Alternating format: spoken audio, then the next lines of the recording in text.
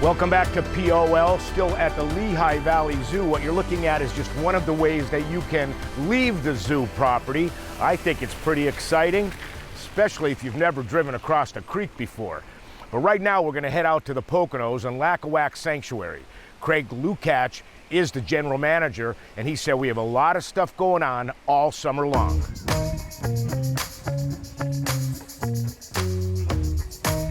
So Lacawac Sanctuary initially started off as a 550-acre nature preserve, education center, research facility. And we started back in 1966 to do research on the environment, mostly water quality. But now today we basically have an environmental ed center and still continue to do the research. We're open to the public for hiking, public programs, to learn about the environment. So basically our mission is threefold. It's research, education, preservation. So obviously the research on the environment, correct? We do education, which is for the public or K-12 programs and for the schools.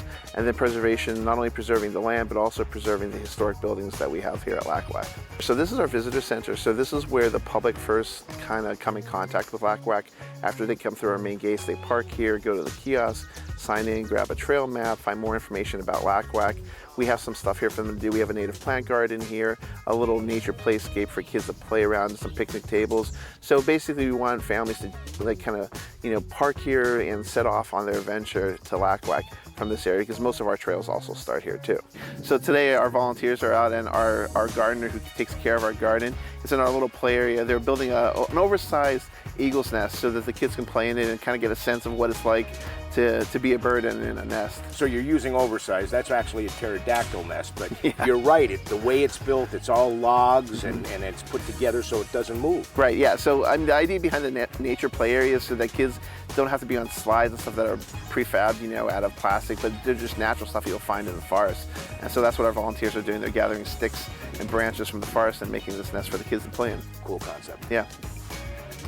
I think before you take off from here, you should go inside and check out the office. That's right. A pretty cool room. Yeah, we have a small visitor center here that has some displays in it about trees and animals. I think my favorite one is the how big is your wingspan, so you can compare your arm length to the to like an eagle or a falcon. So that's probably my favorite. For the higher education side of things with colleges, we work with schools like Drexel University and local schools like the University of Scranton and Wilkes and Kings and East Stroudsburg University. So any of the schools that want to do some work around here, they can come up here and do some, either bring a field trip with their students up or do some research. Like right now today on property, we have RPI, Polytech Institute. That's up in New York. They sample lakes in the area throughout the year. They have a grant that they maintain these samplings once a month in the mid-season. So they're here doing their sampling today. Our interns are here working on our PLEON program, which we actually have. It's kind of tied to our science, where we monitor lakes with lake associations to keep their water quality and healthy for them, for their lakes, so that they can swim, fish, boat in their lakes. So we have a big program for that. And so we have like 4 interns that work on that with my director of science. So that's like really the high end of education. And then the K-12 side of things, where we bring in field trips for kids locally, school districts as far as Luzerne and Lackawanna counties. We have Monroe counties, and also you see Pike and Wayne counties here. They come in, spend the day here. We have specific programs that we do for specific grades, but it's all about getting outdoors and learning a little something that they didn't know. Because one is kids these days don't spend time outdoors, right? Right.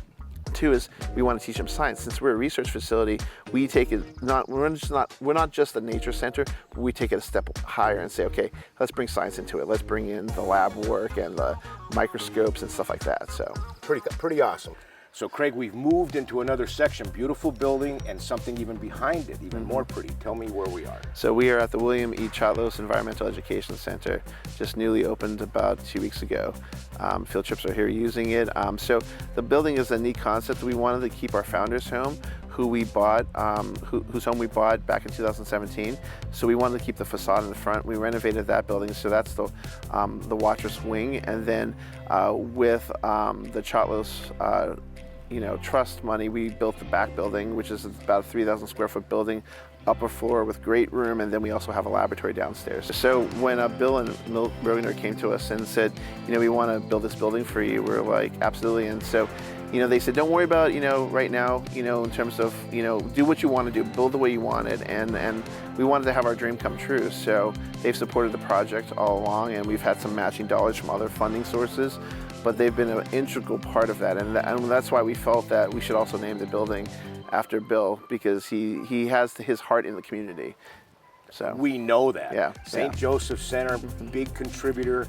Yep. We love that whole idea, and you obviously have to say thank you to him and everything that happens here. Yeah, between us, St. Joe Center, and all the other charities he supports, we're just so grateful that he has, you know, made a difference, and he knew that he was going to make a difference, and I think that's where he puts his money. He's not putting his money into like events and stuff. He wants to know that he can see tangibly something happening with that money, and he definitely does with us and also with St. Joe Center. So I'm a teacher, I'm a parent, I'm a group, and I want more information. What's the best way to do that? The best way is to reach out to us on our website. We have all our contact information.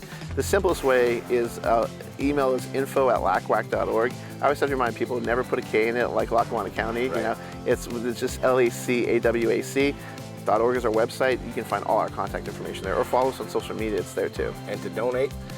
Same thing. Website. We have an easy online donate button, or you can just make a trip here to, you know, become a member and then go for a hike. So, yeah.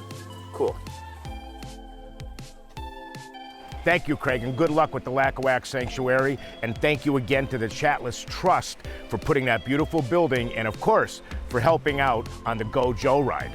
We're going to take a short break and we'll be right back.